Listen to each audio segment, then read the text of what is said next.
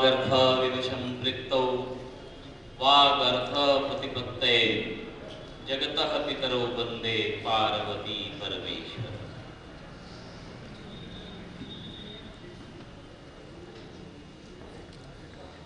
आज सभी को मेरा अभिनंदन।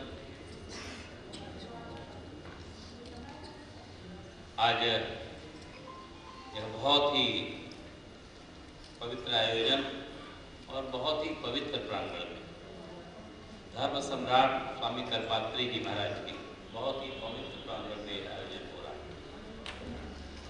और जिनका उद्घोष ही था धर्म की जय, धर्म की जय हो, अधर्म का नाश हो, प्राणियों में सद्भावना और विश्व का कल्याण हो। जिस पावन परिसर में इतना पवित्र कार्यक्रम हो रहा है, उस महापुरुष को, महामनीषी को मैं बहुत उनको प्रणाम करता हूँ, करके अपनी बात को आगे बढ़ाता हूँ। पंडित विद्यानिवास मिश्र जी की जन्म शताब्दी के अवसर पर आयोजित इस राष्ट्रीय संगोष्ठी में उपस्थित हम सबके बहुत ही प्रिय और सदस्य विधान परिषद जो व्यवहार में उदार हैं और निर्णय के प्रति बहुत कठोर है। ये बात सत्य है कि मैं भाग्यशाली हूँ, तो उनके माध्यम से इस कार्यक्रम में आयोजन मुझे आने का मौका मिला। पहले से कार्यक्रम तय हुआ, 13 तारीख की बात आई। उस बीच में जैसा चर्चा हुआ कि मेरे गुवाहाटी में कुछ विशेष कार्यक्रम आयोजित हो गया। मेरे डीसी ने उनको संपर्क किया कि एमएलसी साहब थोड़ी उदारता कर सकते हैं, क्योंकि कुछ ऐसा कार्यक्रम आ गया है जिसमें राज्यपाल का रहना आवश्यक है, वो राज्य इसमें छोड़ नहीं सकता। उन्होंने कुछ कहे बिना हमारे डीसी को कहा, गवर्नर साहब से पूछ लो कि काशी का कार्यक्रम है, हिम्मत है कि वो कह करके नहीं आवे, ऐसा हिम्मत है? डीसी ने हमसे कहा कि साहब उन्होंने ऐसा प्रश्न किया। मैंने कहा कदो मेरी हिम्मत नहीं है, मैं चलूंगा काशी, जरूर चलूंगा। काशी में आने का अवसर मिल जाए और फिर कोई पूछे कि हिम्मत है, पूछो काशी आएंगे। मैं आदमी धर्मेंद्र जी का बहुत आभार व्यक्त करता हूँ। इस साहित्य के महाकुंभ में स्नान करने का एक गोता लगाने का मुझे भी सौभाग्य दिया। मैं बहुत बहुत आभार व्यक्त करते हुए महात्मा गांधी काशी विद्यापीठ के बहुत ही विद्वान कुलपति प्रोफेसर आनंद कुमार त्यागी जी, मुझे तो मैं सोचा था कि सब तो सुनूंगा, मैं इसलिए नहीं आया कि मैं बोलूंगा। मैं तो उस प्राणी के समान हूँ कि उसने भगवान का सेतु बन रहा था, तो सबसे जो छोटा प्राणी था, कहा तुम कहाँ जा रहे हो?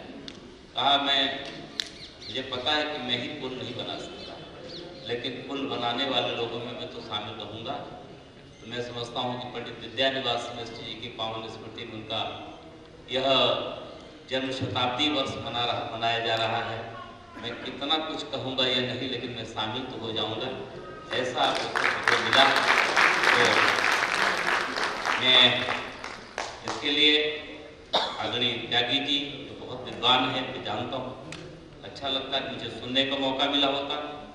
सुप्रसिद्ध साहित्यकार डॉक्टर अमिता दुबे जी, काशी के वरिष्ठ साहित्यकार जिनको शब्दों में नहीं बोला जा सकता, जिनकी विद्वता को केवल अनुभव किया जा सकता है, महसूस किया जा सकता है, ऐसे हम सबके गौरव, काशी के गौरव पंडित जितेंद्र कुमार मिश्र जी, वरिष्ठ साहित्यकार, और नाम ही जिनके आगे लिखा हो कि हर उनके नाम के आगे ही सुधार, जहाँ कोई गलती करता हो तो उसका सुधार कर देने वाले, चाहे सभा में हो, व्यवस्था हो, जब ये रहते हैं तो अपने में एक संपूर्ण कार्यक्रम होते हैं।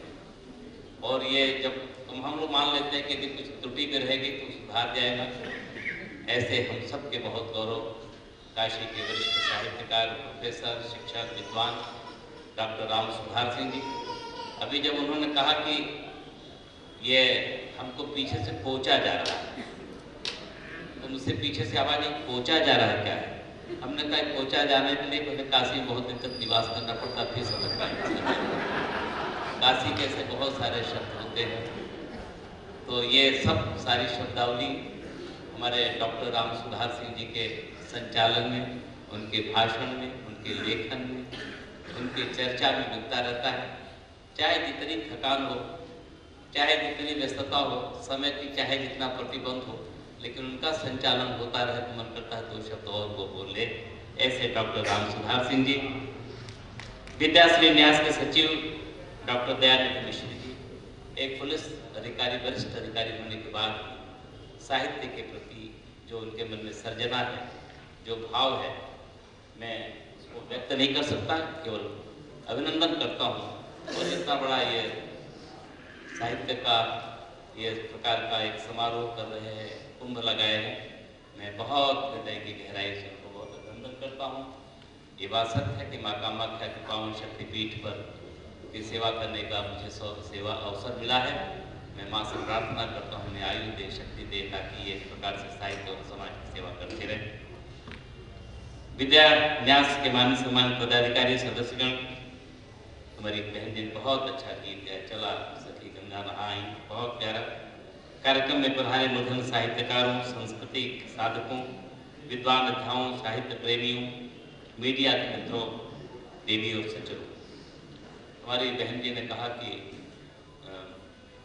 चला चली नहाई, मन कर रहा था और कई बार उसी पंक्ति को और सुना। बहुत पुरानी एक स्मृति में आता है, विद्यार्थी जीवन का एक कुछ स्मृतियों में है थोड़ा, जो पंडित जी के बारे में आई। तो पंडित जी का एक निबंध मैंने उसमें गंगा दशहरा पर साहित्य और आज में पढ़ा था। हमारे बैठे हैं भारद्वाज जी उसमें, और पंडित जी का कितना भाषा लालित्य था, सब कुछ था उसके बारे में।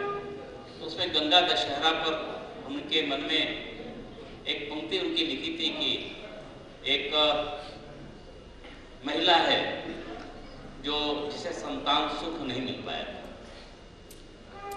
और वो माँ गंगा के तट पर जाती है, क्योंकि वो उन्होंने कहा कि चला आई गंगा नहाई। इस प्रकार से वो मुझे स्मृति ध्यान आ गई उस पुस्तक का, कि बहुत काफी दिनों पहले पढ़ा था।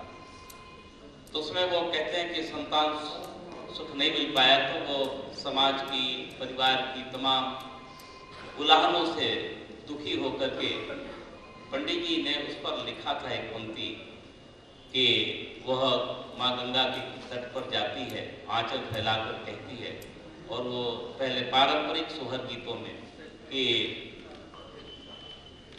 गंगा मैया एक लहर दे तू, हम तोहरा में समा जाएं। यानी पंडित जी के अंदर कितनी करुणा थी और कितना उनके साहित्य में लालित्य था।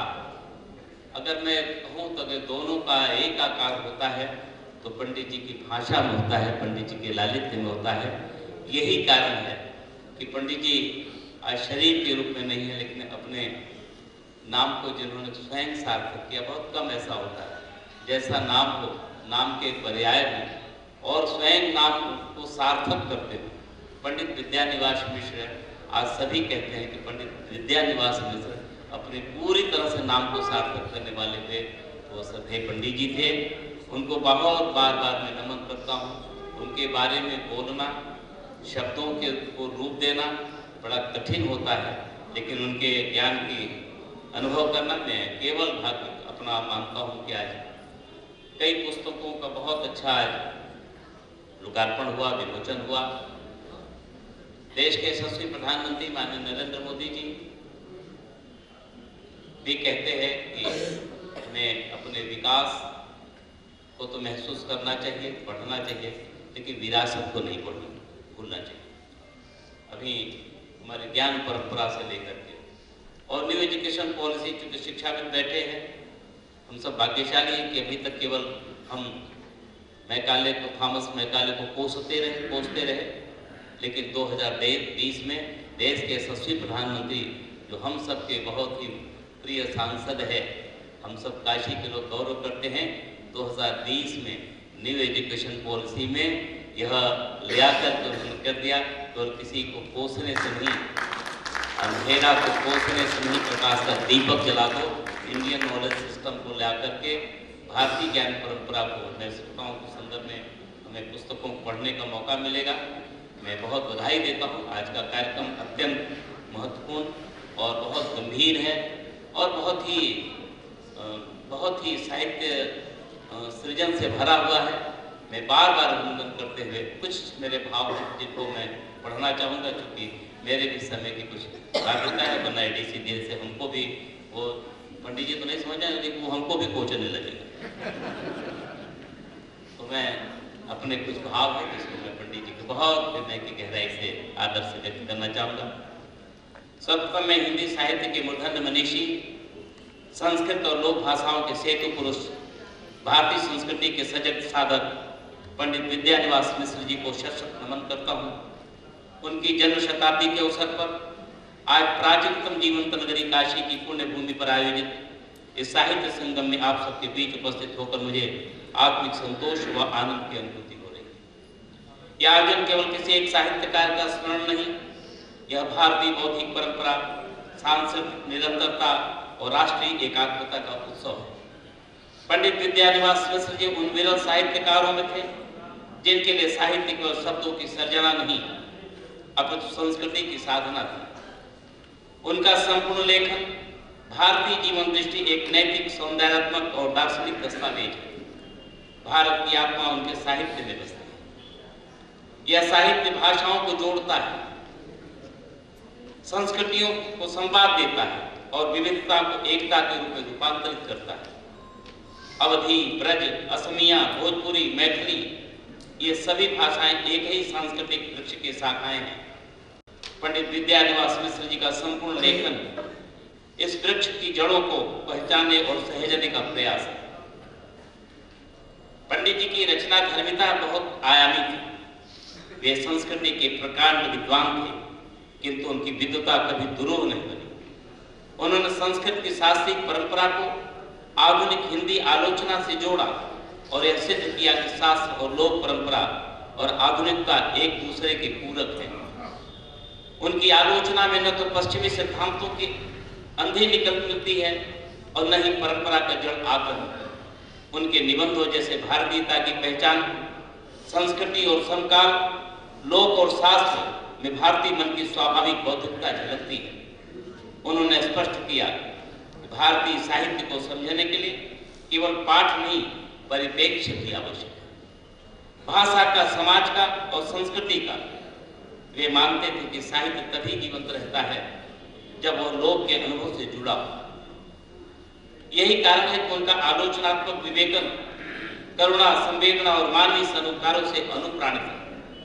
पंडित विद्यानिवास मिश्र जी का चिंतन हमें सिखाता है कि भारतीय संस्कृति किसी एक काल, एक भाषा, एक क्षेत्र में सीमित नहीं है। वह कालातीत है, वह भाषातीत है और क्षेत्रातीत है। उनके लिए संस्कृत, अवधी, ब्रज, भोजपुरी या मैथिली, ये सभी भाषाएं एक ही सांस्कृतिक चेतना की विविध अभिव्यक्तियां हैं। असम के राज्यपाल होने के नाते मुझे आज के इस आयोजन में असम और उत्तर प्रदेश का एक अद्भुत जुड़ाव का भान हो रहा है। असम जहां ब्रह्मपुत्र की धाराओं में भक्ति, करुणा और लोक संस्कृति प्रवाहित होती है, और उत्तर प्रदेश जहां मां गंगा के पावन तट पर ज्ञान, भक्ति और वैराग्य की शाश्वत परंपरा विकसित हुई है। ये दोनों प्रदेश भौगोलिक रूप से भले ही दूर हों, परंतु भारतीय सांस्कृतिक चेतना में अटूट रूप से जुड़े हुए। पंडित विद्यानिवास मिश्र जी अपने लेखन में बार बार इस सांस्कृतिक सेतु की ओर संकेत करते हुए मानते हैं कि भारत की आत्मा नदियों की तरह प्रवाहमान है। गंगा और ब्रह्मपुत्र अलग दिखती हैं, परंतु उनका स्रोत और उद्देश्य एक ही है। असम की धरती महापुरुष श्रीमंत शंकर देव का अवतरण भारतीय भक्ति आंदोलन का एक उज्जवल अध्याय है। उन्होंने एक शरण नाम धर्म के माध्यम से सामाजिक समरसता का संदेश दिया, लोक भाषा में भक्ति को प्रतिष्ठित किया और नाटक, संगीत तथा काव्य को जन साधारण की साधना बनाया। उनके शिष्य माधव देव ने इस परंपरा को करुणा, माधुर्य और सामाजिक उत्तरदायित्व से और अधिक समृद्ध किया। पंडित विद्यानिवास मिश्र जी ने भक्ति आंदोलन को सांस्कृतिक लोकतंत्र के रूप में देखा। यही भक्ति दृष्टि तुलसीदास और कबीरदास की वाणी में भी प्रतिध्वनित होती है। काशी की पावन भूमि पर गोस्वामी तुलसीदास जी ने भक्ति को लोक मंगल से जोड़ा। राम ही केवल प्रेम प्यारा। यह भक्ति केवल एक सामाजिक दर्शन है। तुलसी की भक्ति मर्यादा और अनुशासित है, करुणा से प्रेरित है और समाज को जोड़ने वाली है। यदि तुलसी मर्यादा के कवि हैं तो कबीर मानवता की निधि का आवाज है। कबीर ने पाखंड का विरोध किया, मनुष्य को केंद्र में रखा और भाषा को सत्ता नहीं संवेदना का माध्यम बनाया। पंडित विद्यानिवास मिश्र जी की आलोचना में कबीर की यह चेतना बार बार उभरती है, एक ऐसी चेतना जो लोक से जुड़ी है और सत्ता संरचनाओं से प्रश्न करती है। पंडित विद्यानिवास मिश्र जी की जन्म शताब्दी हमें अवसर देती है कि हम अपनी सांस्कृतिक विरासत को नई पीढ़ी तक संवेदना और विवेक के साथ पहुंचाएं। उनका जीवन और लेखन हमें सिखाता है कि विद्वता विनम्र हो, आलोचना करुणा में हो और संस्कृति जीवंत हो। पंडित जी का यह विवेक पक्ष और मैं सौभाग्यशाली हूँ, कई अवसरों पर उनका सानिध्य मिला है। मैं पहले भी कह चुका हूँ, उनको कुछ शब्दों में बोला नहीं जा सकता, वो अनुभव किया जा सकता है। मैं आज मेरी कुछ बेटियां भी मेरी तो मुझे सैकिया लगी तो ऐसा लगा कि मेरे असम से ही पधारी और वो परिवार। ये बात सच है कि मेरे असम में इस समय भोगाली बिहू चल रहा है और बहुत काशी और उसकी असम की बड़ी साम्यताएं हैं। विषय लंबा हो चुका है, मैं बहुत न कह सके।